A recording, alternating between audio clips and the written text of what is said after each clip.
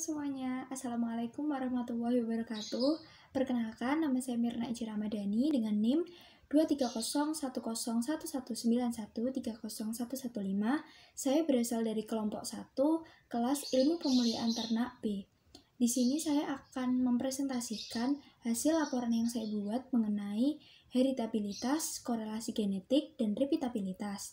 Tetapi, sebelum itu kita harus mengetahui dulu apa sih itu repeatabilitas, korelasi genetik, dan heritabilitas. Nah, sebelumnya saya akan menjelaskan bahwa komoditas yang saya ambil adalah ayam petelur.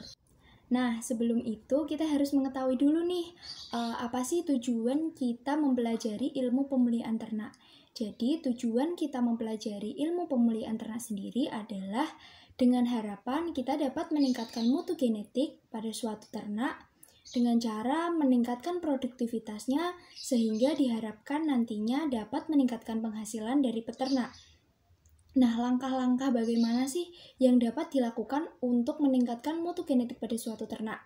Langkahnya ada dua, yang pertama adalah seleksi dan yang kedua adalah melakukan persilangan.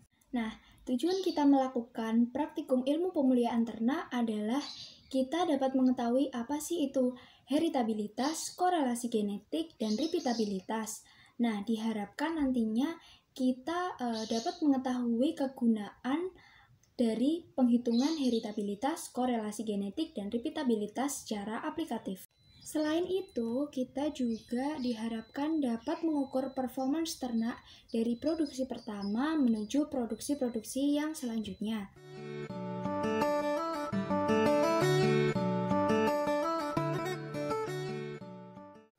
Heritabilitas merupakan salah satu parameter genetik yang digunakan untuk mengukur kemampuan suatu populasi dalam mewariskan sifat atau karakter kepada keturunannya.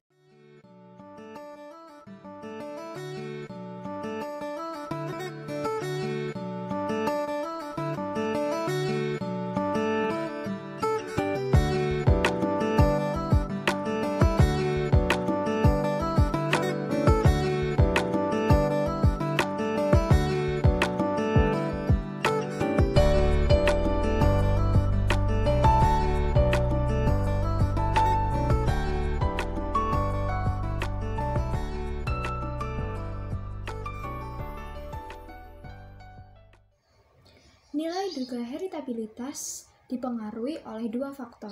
Yang pertama adalah faktor genetik dan yang kedua adalah faktor lingkungan, di mana nilai heritabilitas sendiri memiliki rentang antara 0 sampai dengan 1. Berdasarkan hasil perhitungan yang telah dilakukan, didapatkan dua nilai heritabilitas. Yang pertama adalah heritabilitas pada indeks bentuk telur atau IBT, yaitu sebesar 0,028, di mana heritabilitas pada IBT ini tergolong rendah, sedangkan heritabilitas pada bobot telur didapatkan sebesar 0,40, di mana nilai ini termasuk dalam kategori sedang. Tingginya hasil nilai dari heritabilitas disebabkan oleh besarnya keragaman genetik yang menyebabkan adanya keberagaman gen. Faktor-faktor yang dapat mempengaruhi tinggi rendahnya nilai heritabilitas adalah waktu pengambilan, yang kedua adalah metode statistik yang digunakan, jumlah populasi, dan ketepatan kita dalam mengambil contoh. Nah, korelasi genetik ini apa sih? Jadi, korelasi genetik diambil dari kata korelasi yang berarti hubungan. Jadi, arti dari korelasi genetik sendiri adalah hubungan antara satu sifat dengan sifat lain yang mempengaruhi sifat genetik pada suatu ternak.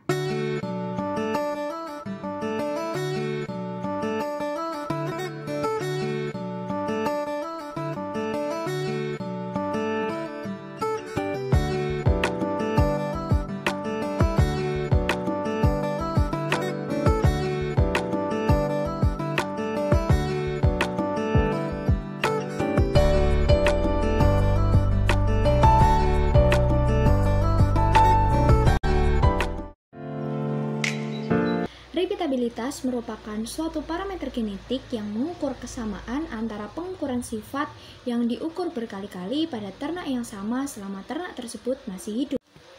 Repeatabilitas memiliki dua metode perhitungan, yaitu repeatabilitas antar kelas dan repeatabilitas dalam kelas. Adapun rentang antara repeatabilitas adalah 0 sampai dengan 1.